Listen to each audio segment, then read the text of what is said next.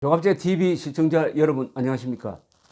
2019년 4월 18일 오후 4시 54분입니다. 요사이 유행어가 오지랖입니다. 오지랖.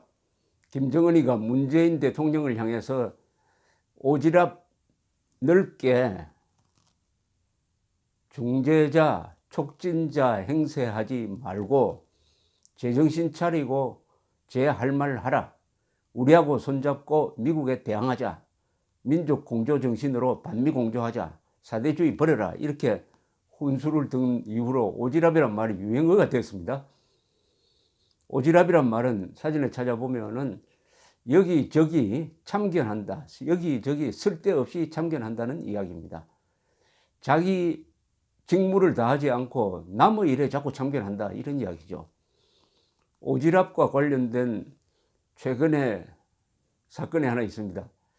이 노트르담 성당이 불타고 있을 때 트럼프 대통령이 오지랖 넓은 행동을 했습니다. 그 사람은 트윗을 치지 않으면 살맛이 안 나는지 무슨 일이 일어나면 트윗을 쳐가지고 아는 체 하는데 불타오르고 있는데 트윗을 쳤습니다. 뭐라고 했느냐? 빨리 물탱크를 단 비행기를 출동시켜서 불을 꺼야 된다. 빨리 해야 된다. 이렇게 이야기를 했습니다. 그런데 그렇게 하지 않았어요. 왜 하지 않았느냐? 파리 소방대장이 이야기를 했습니다. 그렇게 높은 데서 물을 쏟아 부으면은 지금 불타고 있는 노트르담 성당이 다 무너져 버린다. 무너져 버린다. 이렇게 이야기를 했습니다. 오늘 또 오지랖 넓은 사람이 두 사람 나타났습니다. 남과 북에 두 사람 나타났어요. 남쪽에는 더불어민주당 정승호 의원, 국회 기획재정위원회 위원장이랍니다. 뭐라고 이야기했느냐? 추가 경정예산 편성과 관련해가지고 국민의 주머니가 비어 있으면 국가가 곳간을 비워서 국민의 주머니를 채워야 한다. 추경은 타이밍이다. 이렇게 이야기하니까 자유한국당은 총선용 선심성 추경을 멈추라고 반발했습니다. 아니 국민의 주머니가 비어 있으면 그 국민이 열심히 일해가지고 전략하고 해가지고 주머니를 채워야지 국가가 왜 내 돈으로 내가 낸 세금으로 남의 주머니를 채워줍니까? 이게 바로 오지랖 넓은 짓을 하고 있는 자백이죠. 하고 있다는 자백입니다. 이게 바로 오지랖입니다.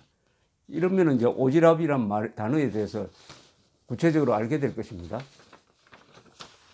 또 한 사람이 나타났어요. 이거 북쪽에 있는 사람입니다. 북쪽에 북한 외무성의 미국 담당 국장 권정국이라는 자가 나타나가지고 조선중앙통신 기자와 문답을 하면서 이렇게 이야기했습니다. 앞으로 미국과의 대화가 재개되는 경우에도 나는 폼페이오가 아닌 우리와의 의사소통이 보다 원만하고 원숙한 인물이 우리의 대화 상대로 나서기를 바란다. 하노이 순회회담의 교훈에 비추어 보아도 일이 될 만하다가도 폼페이오만 끼어들면 일이 꼬이고 결과물이 나곤 했다. 내가 우려하는 것은 앞으로도 폼페이오가 회담에 관여하면 또 판이 지저분해지고 일이 꼬일 수가 있다. 이렇게 이야기했습니다. 그러나 다행스러운 것은 우리 국무위원회 위원장 동지와 트럼프 대통령 사이의 개인적 관계가 여전히 좋은 것이며 국무위원회 위원장 동지께서 트럼프 대통령과 가까이 지내는 데 대해 기쁘게 생각하고 계신다. 참 오지랖 넓은 이야기죠. 자기가 무슨 미국 대통령이나 되는 것처럼 폼페이오 갈아치고라는 이야기를 합니다. 폼페이오가 그동안에 사실은 대화 역을 맡으면서 자기를 죽이면서 트럼프가 시키는 대로 했습니다. 어마어마하게 자존심이 상했을 것입니다. 폼페이오는 아주 대북 강경론자였습니다. 북한 노동당 정권을 제거해야 핵 문제가 풀린다. 그런 점에서 존 볼턴하고 비슷한 사람입니다. 그러나 협상 당사자가 되니까 여러 번 수모를 당했습니다. 북한을 몇 번 방문했는데 김정은이가 만나주지도 안 하고 북한이 갱스터 라이크, 깡패 같은 사람이다라고 이렇게 모욕을 주기도 했습니다. 그러나 속으로 꾹 참고 있다가 지난 하노이 회담장에서 볼턴과 함께 김정은이가 들이미는 영변 시설 폐기와 대북 제재 맞바꾸자는 것을 거기서 거절하도록 만들었죠.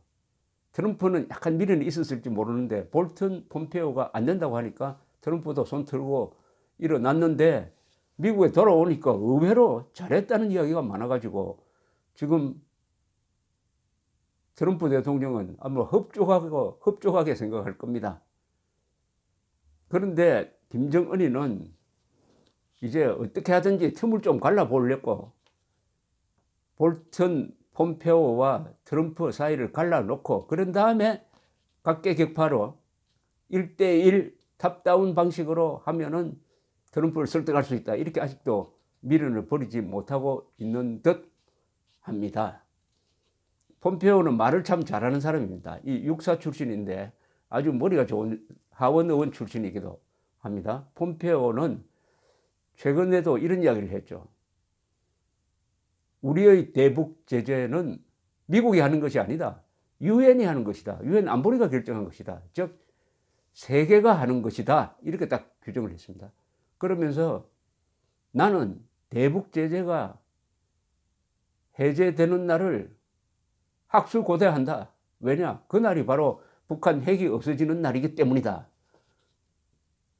이렇게 말하자면 아주 폐부를 찌르는 이야기를 하니까 김정은이가 발칵한 거죠. 김정은이가 발칵한 건데 이것은 코너로 몰려있다는 증거입니다. 심리적으로 코너로 몰려있다는 증거입니다. 김정은이가 이런 수법을 한번 써먹었습니다. 작년 한 5월 무렵에 볼턴이 이런 이야기를 했습니다. 나는 리비아식으로 북한 핵 문제 해결하고 싶다. 리비아식이라는 것은 북한을 자극하는 말입니다.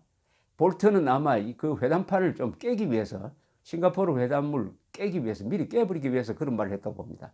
리비아식이라는 것은 이겁니다. 카다피가 핵 개발을 하려고 하다가 9.11 테러 이후에 미국의 태도가 강경하게 되니까 핵을 폐기하고 리비아에 대한 제재를 해제를 했습니다. 그게 리비아식, 그러니까 선 폐기 후 제재 해제죠. 그런데 그 뒤에 어떻게 됐느냐? 2011년에 아랍의 봄을 타고 민중 권리가 일어나니까 미국이 그때는 오바마 행정부입니다. 카다피를 버려버렸습니다. 카다피를 버려버렸어요.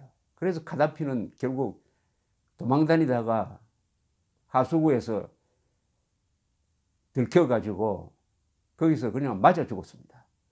그러니까 리비아 사태를 본 김정일이는 당신은 김정일이 살아있을 때입니다. 우리가 핵을 버리면은 카다피 꼴이 된다.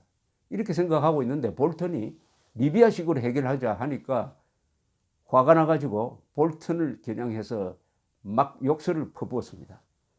펜스 부통령도 막 욕설을 퍼부으니까 트럼프 대통령이 그럼 회담 안 한다. 5월 말에 이렇게 선언을 했다가 며칠 뒤에 마음을 바꾸죠. 그 사이에 김계관이가 나와가지고 외무상 부상 김계관이가 나와가지고 아주 정중한 편지를 쓰니까 트럼프가 그러면 만나지 해서 만난 것이 6월 12일 싱가포르 회담이었습니다. 그 싱가포르 회담에서 나온 합의는 김정은에게 매우 유리한 것이었습니다. 이런 식으로 볼턴과 트럼프를 갈라 놓으려는 공작을 했듯이 이번에는 폼페오와 트럼프를 갈라놓는 공작을 하는데 이번에는 먹히지 않을 겁니다.